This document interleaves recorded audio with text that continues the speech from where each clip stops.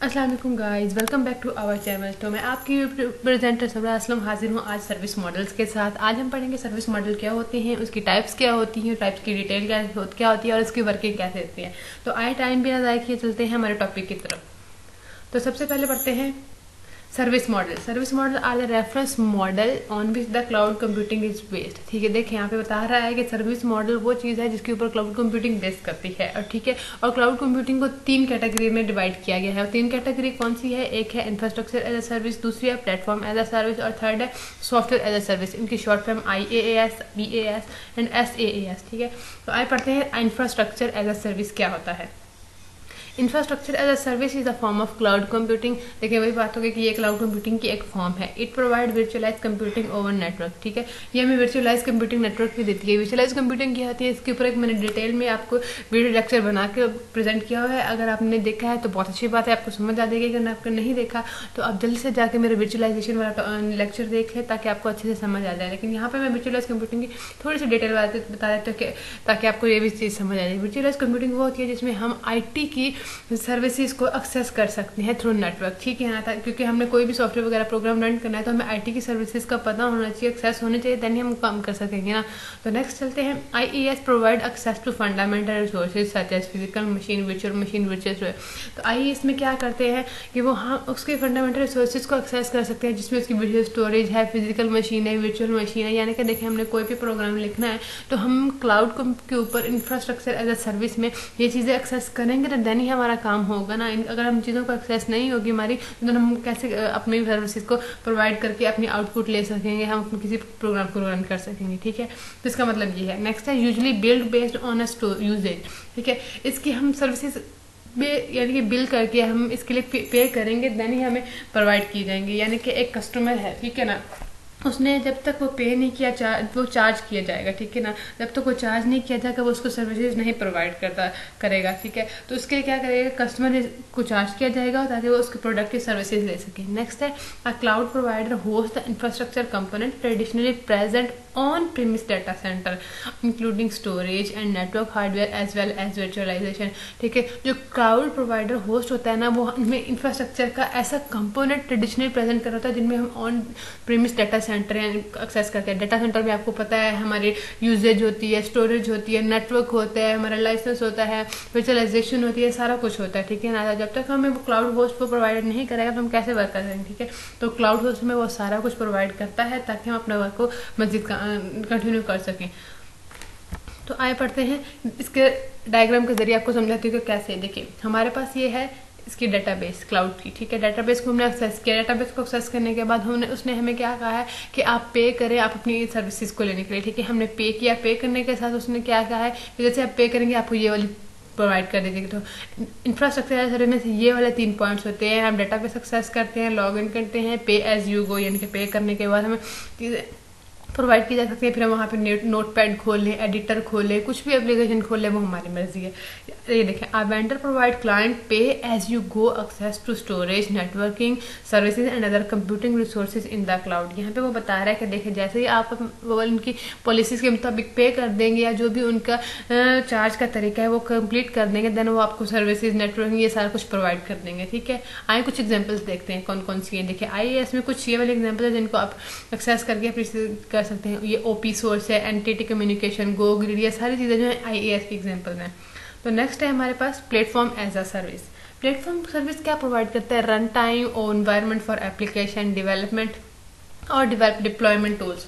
ये क्या चीज़ है? प्लेटफॉर्म सर्विस देखिए हमारे पास एक ऐसी चीज़ है, हमने उसको एक्सेस तो कर लिया डेटाबेस को। ठीक है, उसमें नोटपैड भी ओपन कर लिया, लेकिन हम उसमें कोई कोड लिखेंगे तो उस कोड को रन कैसे करना है, उसको क्या क्या चीज़ें प्रोवाइड करनी है, उसको उसके लिए क्या क्या टूल्स की जरूरत है, वो सारा प्लेटफॉर्म हमें बताएगा। ठीक है ना, वो प्लेटफॉर्म के जरिए, देखिए नाम से ही है प्लेटफॉर्म। ठीक है ना, तो वो मैं प्लेटफॉर्म देगा कि हाँ जी आप यहाँ पे लिखें, यहाँ पे आपका कोड सही रन हो सकता है, यहाँ पे आउटपुट सही मिल सकती है, आपकी एप्लीकेशन डेवलप हो सकती है, उसके डेवलपमेंट के लिए कौन कौन से टूल्स है वो यहाँ पे मौजूद है। तो वो प्लेटफॉर्म एज अ सर्विस में ये प्रोवाइड कर रहा होता है।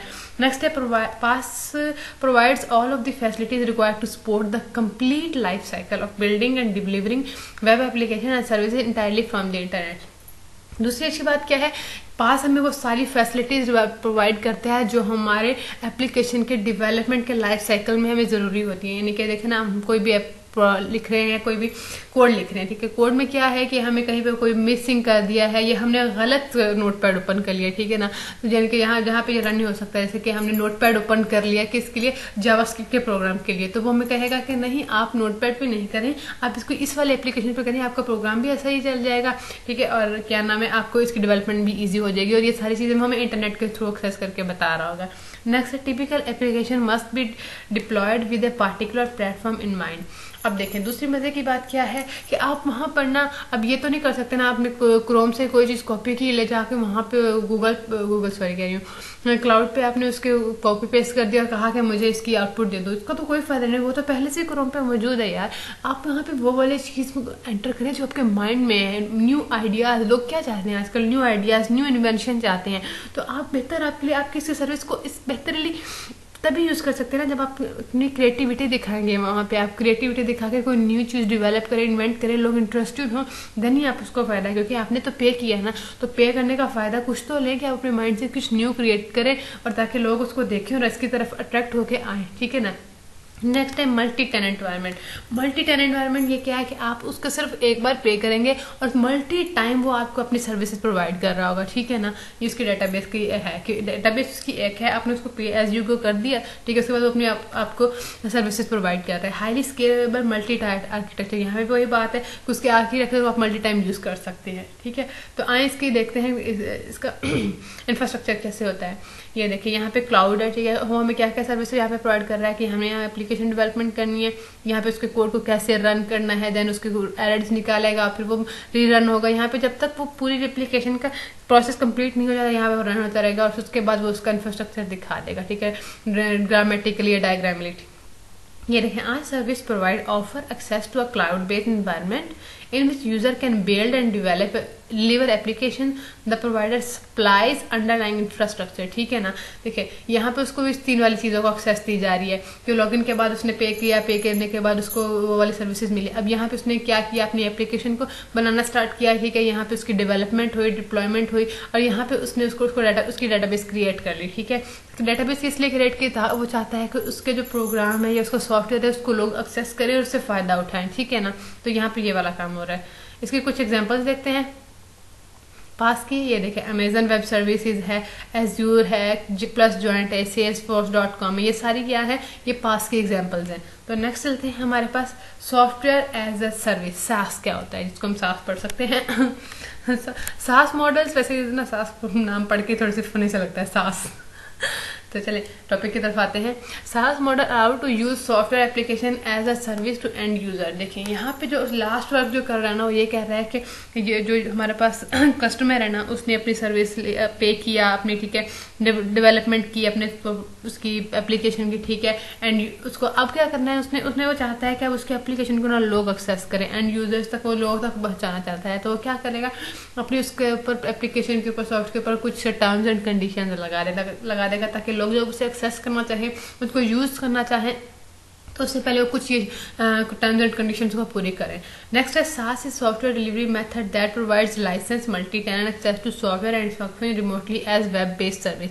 देखिए यहाँ पे वो सेम टू सेम वही वाली काम कर रहा है, जैसे उसने एक्सेस क्लाउड को एक्सेस करने के लिए कुछ पे किया था, ठीक है, उसको मल्टी टेनेंट एक्सेस हुआ था। तो यहाँ पे उसने अपने वाले सॉफ्टवेयर यही वाली कुछ रिस्ट्रिक्शंस लगा दी या प्राइवेसी पॉलिसीज लगा दी कि जब आपको कोई उसको एक्सेस करना चाहेगा, सॉफ्टवेयर को या यूज करना चाहेगा, तो वो कुछ वो पे करेगा, या फिर कुछ भी जो आपको प्राइवेसी पॉलिसी में आप डालना चाहें ना, ठीक है, वो लॉगिन प्रोसेस हो सकता है, पे का प्रोसेस हो सकता है, या कुछ और हो सकता है, कॉन्टैक्ट इन्फॉर्मेशन या ऐसे, ठीक है।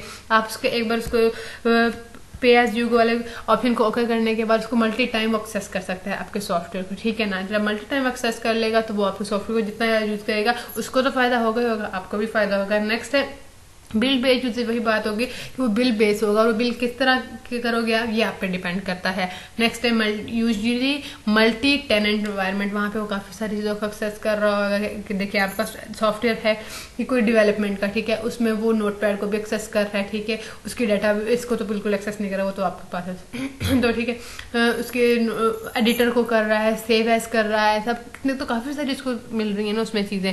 नेक्स्ट है पे एज यू गो, जैसे ही आप पे करोगे उसको वो पे करेगा आपको, तो आप उसको सर्विसेज अलाउ कर दोगे, ठीक है। Next, up to date, new जो भी जितनी भी अपडेट्स आती रहेंगी आप उनको अप टू डेट करते रहोगे, उनको इन्फॉर्म करते रहोगे कि ये वाली इसमें न्यू अपडेट आई है, आप चेक कर सकते हैं। Cost are low as compare to conventional hosting model for your own, ठीक है। तो इसमें आप उसकी कॉस्ट जो चाहे लो भी रख सकते हो, ज़्यादा भी रख सकते हो, लेकिन आप जाहिर सी बात है अगर आपने अपनी सर्विसेज प्रोवाइड करनी है तो अपनी कॉस्ट लो ही रखोगे ना, क्योंकि जाहिर सी बात है फिर लोग, अगर ये महंगा होगा, इसके कॉस्टली होगा तो लोग इसको नहीं यूज़ करेंगे, एक्सेस नहीं करेंगे, तो लॉस आपका होगा। तो आप इसकी कॉस्ट ऐसे रखेंगे लोग इसको इजीली एक्सेस भी कर सकें और इसकी कॉस्ट जो पे भी कर सकें। तो देख सकते हैं इसका स्ट्रक्चर क्या है। देखें यहाँ पे आपने एप्लीकेशन डेवलप कर ली, यहाँ पे आपको उसका कंट्रोल भी मिल गया और यहाँ पे इसकी डेटाबेस भी मिल गई, ठीक है। अब क्या हुआ, आपको ये तीनों सर्विसेज किसमें मिली है, सास में मिली है। या आपका पूरा डेवलपमेंट के बाद आपके पास ये तीनों है, ठीक है। अब आप चाहो तो आगे इसको डिलीवर कर सकते हो इसकी सर्विसेज, और कोई चाहे तो आपकी सर्विसेज इससे फायदा भी उठा सकता है। यहाँ देखते हैं, a service provider deliver software and application through the internet, user subscribe to the software access it via the web और वेंडर APIs, ठीक है। यहाँ देखिए वही बात हो गया कि आपने अपनी एप्लीकेशन डेवलप कर ली, ठीक है, आपका काम खत्म हो गया। और नेक्स्ट क्या है कि अब आपने जो अपने कस्टमर्स बनाने हैं ना, तो उनके लिए आप कुछ प्राइवेसी पॉलिसीज रखी है कि वो सब्सक्राइब करेगा या लॉग इन करेगा, पे करेगा, क्या करेगा आपकी एप्लीकेशन की सर्विसेज लेने के लिए, ठीक है। तो चलिए कुछ एग्जांपल्स देखते हैं सास की, जैसे जीमेल हो गया, ये गूगल हो गया, गूगल ड्राइव, हैंगआउट्स वगैरह, ये सारी क्या चीज़ें हैं, ये सास की एग्जांपल्स हैं, ठीक है। गूगल ऐप्स हैं, ठीक है। उनको एक्सेस करने के लिए आपको क्या करना पड़ेगा, साइन इन करना पड़ेगा या फिर पे करना पड़ेगा या सब्सक्राइब करना पड़ेगा, वो सब डिपेंड करता है, ठीक है। तो आज का लेक्चर हमारा यहीं खत्म हुआ। उम्मीद करती हूँ कि आज का लेक्चर आपको बहुत अच्छे से समझ आया होगा। अगर कुछ समझ नहीं आया तो मुझसे कमेंट सेक्शन बॉक्स में पूछ सकते हैं, मैं आपको डिटेल में बता सकती हूँ। परेशान होने की बिल्कुल ज़रूरत नहीं है। और वर्चुअलाइजेशन के बारे में अगर आपको नहीं समझ तो आप मेरे चैनल पर जाकर वर्चुअलाइजेशन का टॉपिक देख सकते हैं, उसका लिंक मैं डिस्क्रिप्शन में दे दूँगी। तो अल्लाह हाफिज़, मिलते हैं मेरे नेक्स्ट वीडियो लेक्चर में।